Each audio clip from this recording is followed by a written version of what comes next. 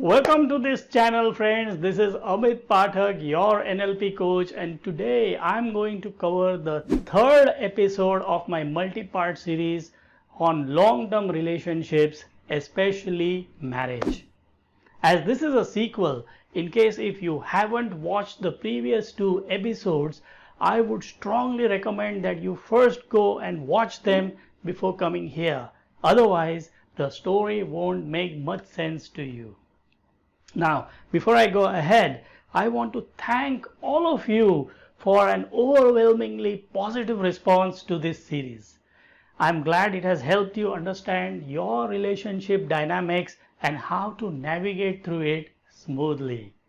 By the way, if you are really enjoying watching this video series, please, can I ask you to subscribe and share this with your friends? Many people have messaged me seeking more clarity on how and when these stages actually start and end. Is there a specific start and end point? Are they necessarily sequential? Once they get over, can they come back again? Is the shift from one stage to another neat and clean? I owe all of you an apology for not clarifying these important questions in the beginning itself. First, the arrival and departure of these phases is very subtle and exceedingly difficult to notice. It's not like a switch that just falls one day. The transition is gradual and often in waves where the outgoing stage diminishes and the incoming stage begins to get more and more dominant. Now, many variables influence the duration, frequency, and intensity of these phases. What is your current age, your upbringing and basic emotional maturity, your temperament, your family structure? Are you living in a fragmented family with parents having separated, or a nuclear family, or maybe a large joint family? Are your parents solidly holding the family together with love and compassion? Do you have any toxic habits or maybe some kind of an health issue? Have you had previous relationships? If so, how did they go? Many of these variables shape our mental and emotional skills needed to navigate and nurture the relationship. Keep in mind that exactly these variables influence your partner too and their ability to work through the relationship. So don't expect exactly the same that you do, your partner should also do. So here is the point. Every couple may notice a unique pattern of these phases in terms of duration, frequency, and intensity. For some, these phases will be fairly clean from beginning to end, and they might also appear in a beautiful straight sequence. For some couples though, especially if they don't get good quality relationship support or relationship counseling, it may not be that simple. They may experience these phases coming back time and again and remain stuck in a toxic cycle. Such cycling can, for example, rekindle that infatuation or romance in their life or even generate more pain until they shift back to the next phase. Even in such cases, just recognizing the phase that you are in makes a dramatic difference in your awareness of your partner's needs and the steps that you should be taking to smoothly lead them ahead. Now, let's take a quick recap of each of these two previous stages. First, the romance or the infatuation or the addiction stage is all about the tendency to notice and understand the similarities and good things in each other and ignore the negative qualities of your partner. On the other hand, the central theme of the power stage is to notice the differences or the unpleasant aspects of your partner and put unreasonable efforts to show that you are the good person and try to change your partner to become a better person. The arguments are all about proving who is right and who is wrong. Now, continuing our story, we come to the third stage of the relationship journey. This is called the stability stage. These stages are based on path-breaking research by Dr. Susan Campbell while working with thousands of couples in relationship advice and repair.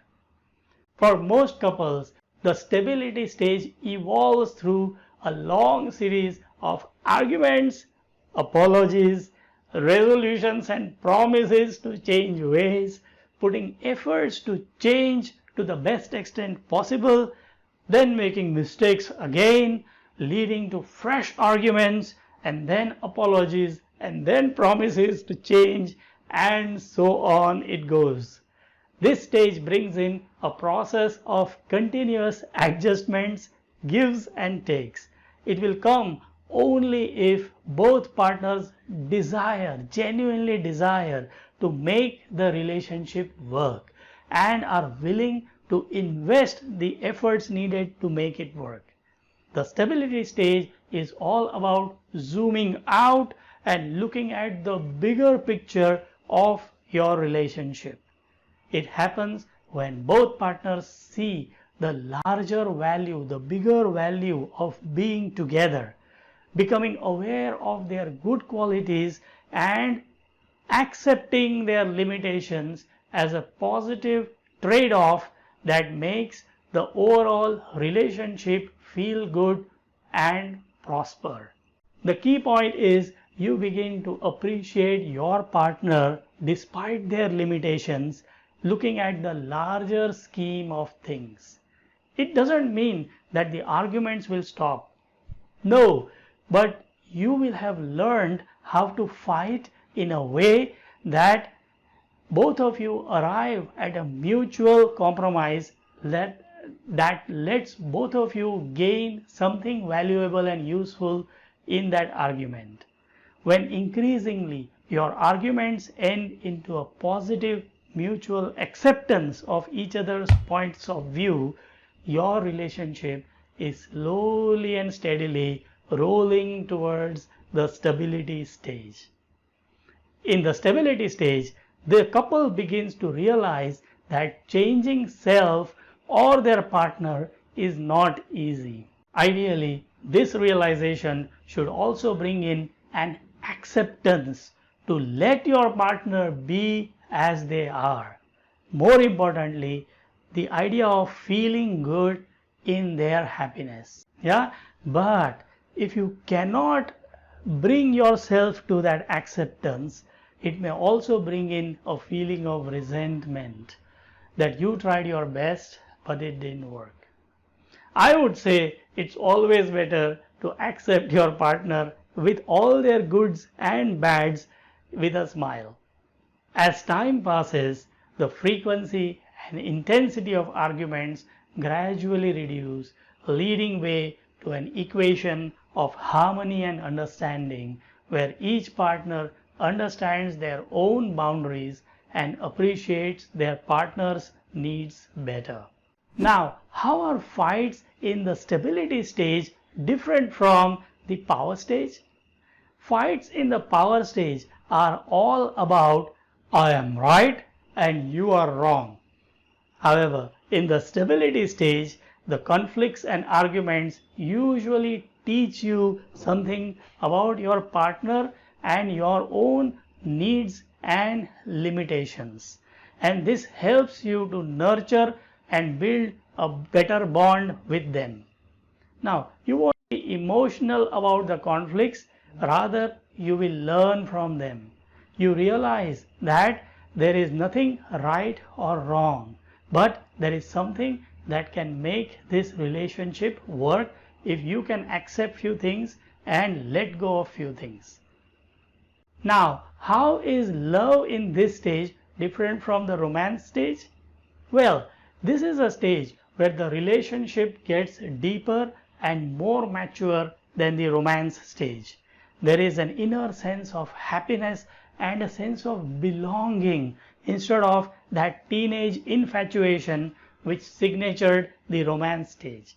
There is more satisfaction in giving than receiving. There is more happiness in letting them be than trying to change them. A word of warning though here, my friends, and this is very important, so listen very carefully. There is a risk of getting accustomed, getting comfortable to the peace that the stability stage brings in the relationship. Now, why is this a danger? Because this could easily trigger a sense of boredom or monotony in the relationship. In such a situation, if one partner is still looking for excitement, change, and fun, then such boredom will become a temptation for them to look for more stimulating and exciting options outside of the relationship. You know what I mean? Therefore, it is very important that both partners have enough excitement of activities and pursuits that keep them independently occupied but yet bonded with each other. Right. So what to do during this stage? You can keep growing together by consciously and methodically creating new shared experiences. For example, consider changing roles in the relationship. Why don't you try something that your partner usually does and ask them to try something that you usually do? It will increase your appreciation for your partner and help you grow as a person too. Try to vary the routine to make your relationship fresh again. What you try needs to get you closer and not drive a wedge between the two of you. For example, traveling together or attending a personal development seminar, or maybe attend a relationship workshop, or maybe start a business together. There are so many things that you can think about doing together with your partner, which is such that they can independently do a lot of things, but yet the overall scheme of activities keeps getting you closer and closer together and getting busy with a lot of beautiful things. Now, friends, if you are married or you have been in a relationship for a while, perhaps you might have noticed this journey unfolding and resonate with this narrative. Yes? And hey, if you wish to receive more such interesting videos, please like, share, and most importantly, write your comments on this video so I feel happy and encouraged to post more such content in the days to come. This is Amit Pathak, your friendly NLP coach, signing off until we meet again soon.